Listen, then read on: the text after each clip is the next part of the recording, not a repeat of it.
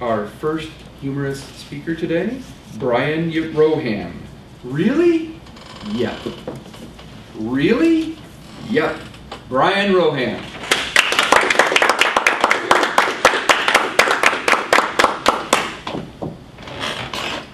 You are all part of the problem. Yes, you are, especially as Toastmasters. Can I get a show of hands? How many of you are here because your alarm went off this morning? Liars, liars, every one of you are liars.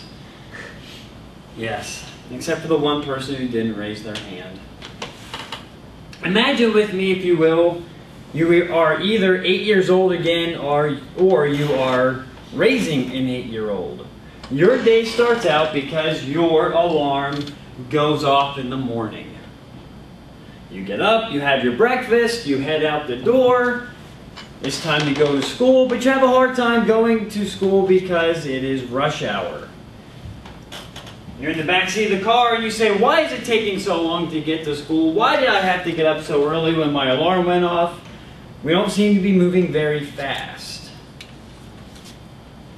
I can assure you that most of today's problems, especially our economic and political problems, all get started first thing in the morning. All of them. And we can all do something, especially as Toastmasters, to fix that. Your alarm did not go off this morning.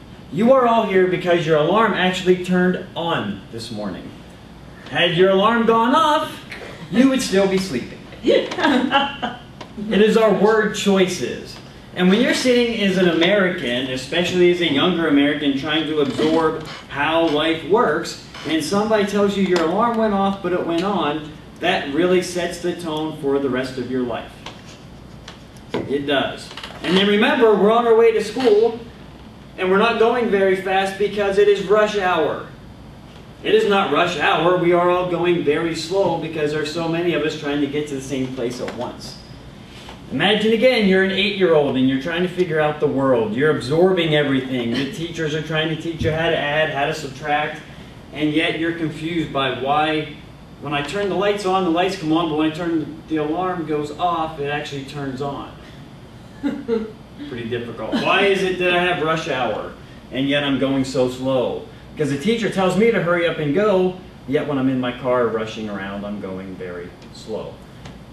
On the way to school, you pass a fire truck. A fire truck is red, but yet on the stoplight is green, yellow, red. Green is go, yellow is slow down or cautious, red is stop. One of the fastest moving vehicles in an emergency is that red fire truck. Are you with me here? Now see, as Toastmasters, with our word usages, we can change this. And while that might seem all trivial because it's something we do on a daily basis, do me a favor when you go home in these uncertain economic times and Google the top 25 jobs in America. The top 25 jobs, you're going to find a slew of doctors, podiatrists, you're going to find top surgeons. These are the top fields in America today. I'm not sure who put it together, but if you Google it, everybody knows Google's right. So these guys are comfortable, they make money, they're loving life. Take a look and Google the least 25 popular jobs in America. What are you going to find overall? Food service.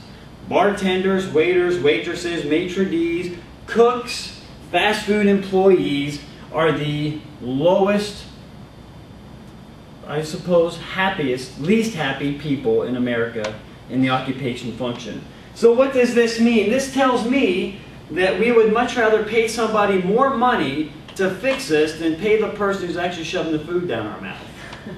Luckily, though, there's good news in this silver lining, that if you upset a doctor, he's less likely to spit in your chest cavity during a open heart surgery than the guy who's not making much money and giving you your food. But if we were to maybe tip those over and pay the food service worker a little bit more money, maybe they would help us make better food choices that were less in fat, less cholesterol, and that way we wouldn't have to pay the doctors so much on the other side to fix us, which could also help take care of our healthcare crisis that we're in. Now let's go and take this up one more rung of the ladder here.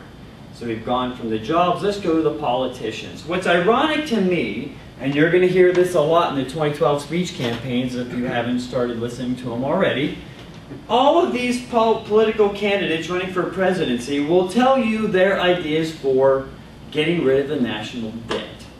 They all have these ideas. Not one of those politicians will tell you, yes, I like the debt. Yes, I think we need more debt in this country. However, the only people who have control over the national debt are politicians. You and I didn't create the national debt by any means. You and I pay our taxes, but we're not the ones who actually pay down the debt. The same politicians who are telling us, whether you're Republican, Democrat, Independent, tell you they don't want any more debt, they want to pay down the debt, are the same ones who control it and the same ones who increase the debt. So, fellow Toastmasters, Mr. Toastmaster, it all starts first thing in the morning when you think your alarm goes off and it's turning on. When you call it rush hour and you're creeping along in traffic. It's the word choices we use that ingrain these things in our head and make all the difference, all the way up to the leaders of the free world. Mr. Toastmaster.